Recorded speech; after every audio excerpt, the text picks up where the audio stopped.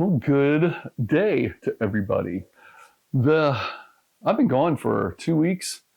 Went home to Kansas City to play with the band and also have a reunion show with same band, different singer. My White Lies and Downtown Clown, bands that were in the 80s. We changed singers probably 1990 and got Max Maddox, who used to be in a band called Shock, that became our singer for Downtown Clown. Anyway, we get together once a year, and we've been doing that since about 2016, and that's actually where Freaky Things kind of was born from. But enough of that. Let's see, a lot has happened, and when I was driving home, it's when we found out Ozzy died, and that was interesting. I didn't expect that to happen so soon. I'm not going to speak much about that just because everybody in the world has. And we all respect what he did. In fact, I might make a video about the disillusionment of how he was perceived and maybe who he really was, and how a lot of music gets this quote quote Satanist or whatever it is. And being a Christian, how I feel about that. I've got some strong feelings about how if we let music influence us, or really if we let media influence us. And I don't think I do very much, but I know some people do. And it's I think that's a touchy, which way you're going to go.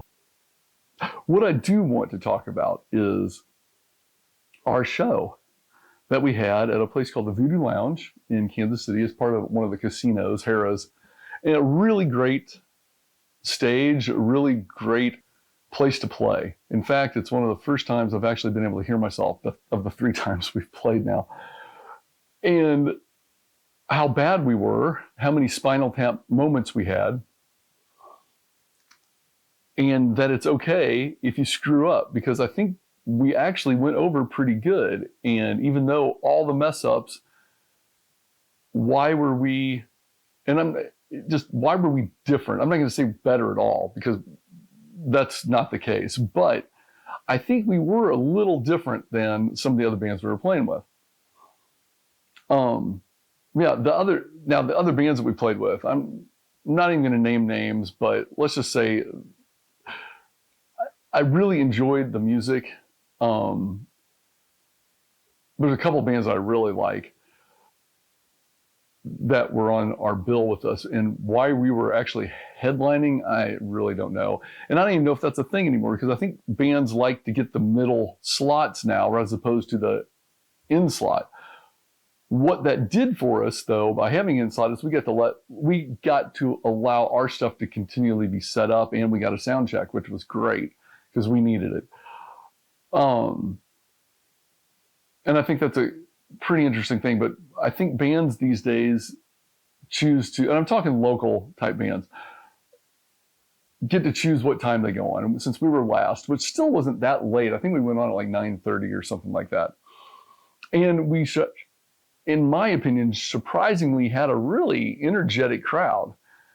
And I haven't felt that presence from a stage in a long time.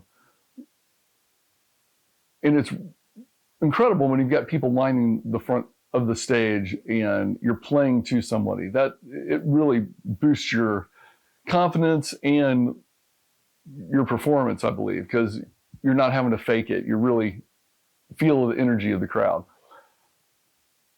Now, what happens when you totally screw up? So from the very beginning, it was a mess up. Let's call them Spinal Tap moments. We've got something called bumper music, which is, if you've ever seen a band play, and right before they go on, there's a certain song that comes on that's a little bit louder than the others. So we did that, and we used Switch 625 by Def Leppard. It comes on, lights go down a little bit, and then we've got intro that we play, which is really cool. It's all this like, who's a freak? You're a freak. I'm a freak. And it's kind of these echoing things, kind of like something's going on in your mind and you're thinking about it. What is And then we go into our first song called Hurl Through Hell. So as it's approaching this little cue for us to do our first song, I look back and notice that our drummer is reattaching his hi-hat. And he can't get it on. I don't know if he lost the piece that goes on the top of it, but basically he missed his cue by a lot because he's trying to put the drum, and he finally just like, forget it, didn't even lock it down, just threw the top hi-hat on it, and we just went into the song. I have no idea if he ever even fixed it the rest of the show, but needless to say, that was our first moment. A couple of things. We decided early that we were going to concentrate on performing, meaning we're going to dress a little different, we're going to play to the audience, and if that compromises us playing, that's okay, because I think rather than sitting there trying to be technically perfect and staring at our guitars, which is what we're going to have to do, because we've had exactly, I think, 9 or 10 total practices since March, what our first show was. Since I live in Nashville, they live in Kansas City, we don't get to practice very much. Or I shouldn't say rehearse very much. We practice on our own, we rehearse. And it really helps to rehearse with the whole band. So we've only really done that 10 times. And we're still trying to figure stuff out. We're also still trying to figure out the songs. One good thing is nobody really knows our songs since it's original music. So if we screw up, a lot of times the crowd doesn't notice. We notice though. So the goal is, how does a band react when they screw up on stage? And somebody after the show I heard a couple of things. One thing I heard was, when you all came on, it seemed like there was a level up from the other bands. And the only reason I say that is because of our energy level and what we were wearing. It has nothing to do with the music at all.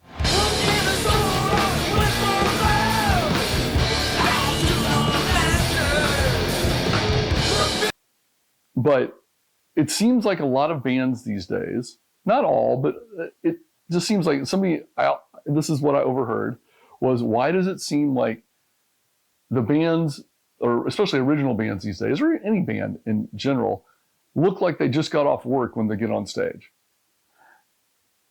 I've wondered that a lot. I feel like I've never been that way. I probably have, but we used to, in the 80s, early 90s, there was this quote, quote, rock star feeling.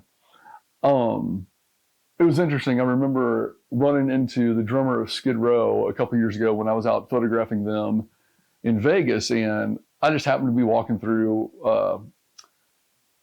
I don't even know where it was. Anyway, one of the casinos, but through the mall area. And I saw Rob Hammersmith, and, we recognized, hey, Rob, what's going on? And he goes, this is why I like you, is because you dress the way rock star or somebody should. It's like whenever you're always dressed to go out. And I'm like, yeah, it's kind of, we've always grown up like that. So the band, I feel, we do this, and we've kind of starting to come up with these own personas of ourselves too, which we did with some magic cards. And, I had crushed velvet red pants on. Our singer looks like a freaking steampunk guy. Our other guitar players got see-through lace bell bottoms. We encourage each other to do our own thing. That's what I love about this band so much, but also to look above of just, look, we get off work. We don't want to look like we just got off work. So I think we got that going for us. Second thing is, when we screw up, somebody said, it's interesting, when you screwed up, you don't act like you screwed up, you laugh it off. And I can remember even back when I was playing a lot, it was a big deal to screw up, and you never stopped the song. That was kind of a rule, which I think is completely ridiculous. If you screw up, let's just, hey guys, I'm talking major whiffs, like me getting blown up on stage. That, I'm sure I've got a video somewhere.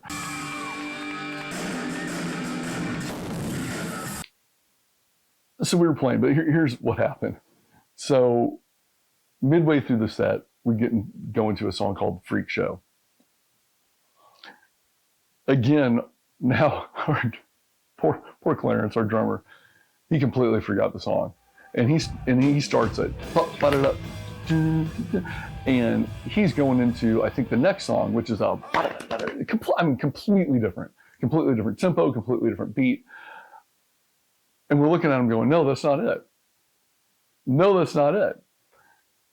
In fact, we got the whole crowd chanting Clarence, Clarence, which was kind of a moment that shows you that it's okay to be real, and it's okay if you screw up, because people relate to that.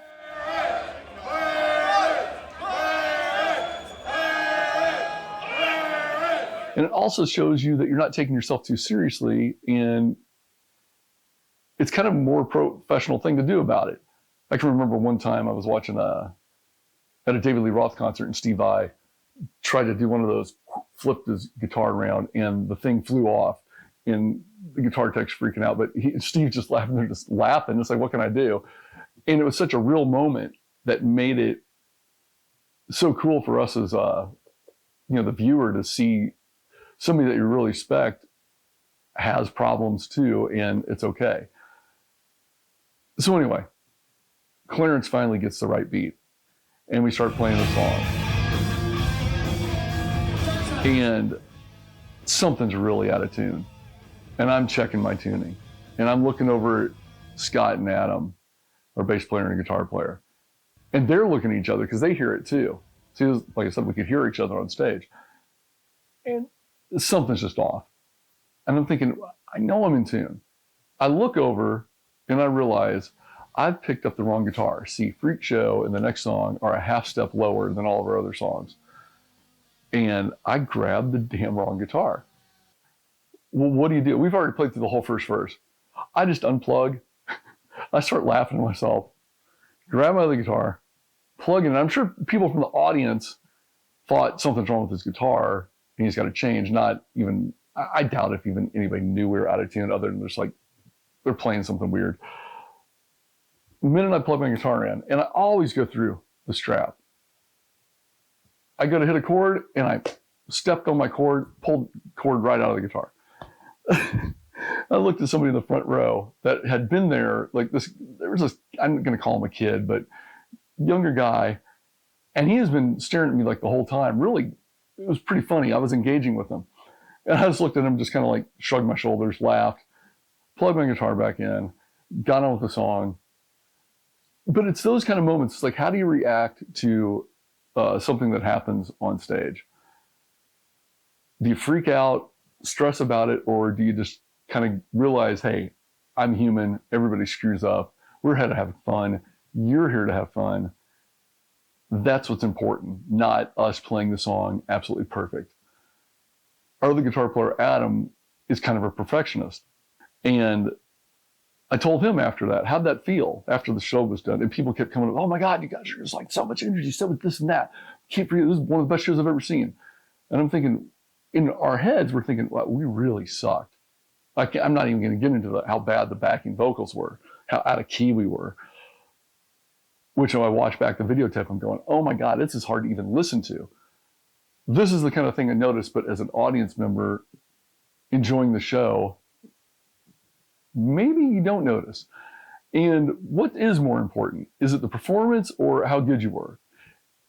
Here's what I chalk it up to, and this is my attitude coming into especially this band now, which I didn't used to be like this, but I'm going to go the punk rock version. And I mean, it's sloppy, it's messy, but it's energetic, it's fun, it's loud, it's in your face, and we just don't give a shit. Or do we want to sound like the Scorpions? And the reason I say that is because they got, oh God, that band, if you've ever seen them live, they're freaking perfect on stage. To the point where they're kind of boring, in my opinion. I mean, freaking incredible band. I love their music. But watching them, I can just put on the record. And that's not what I want to see in a live song, a live band. I like sometimes the screw-ups. I like the improvisation that happens live. And so my biggest takeaway from this is, until we progress, and we will get better as we practice more, but I'm not going to sit here and beat myself over the head thinking, oh my God, we suck, because we put on a good show. And I think in the long run, that's what people remember is, wow, they were fun to watch. That was a fun time. I would go see them again. So, practicing musicians that are out there doing it right now, how do you feel about that? Especially if you're in a local live band that isn't, big name anybody, but you're trying to do it. You're struggling a little bit. You've got songs that you wrote. Do you embrace the screw ups or do you freak out over them? What do you think? There you go. I'm glad I'm back after 2 weeks back home. I'm sure I'll be making a lot more videos about this. Adam gave me man, the pedal board stuff is getting insane. He gave me a giant, professional pedal board that they had in their office. I'm like, I don't know if I'll ever use this live because it's so big, but for doing stuff in practice, I'm sure I'm going to use it here. I'm going to set all the pedals up on there and then pick and choose what I want for different shows. But we're going to build that together. That could be kind of fun. So subscribe if you enjoy this. I really appreciate it. I will be back now. I'm here home for a while. And hopefully, even when I'm on the road, I'll be able to make some videos. This was just a crazy trip. I tried to make one, but it didn't work. But here we are. Thanks for watching again. Let me know what you think about that.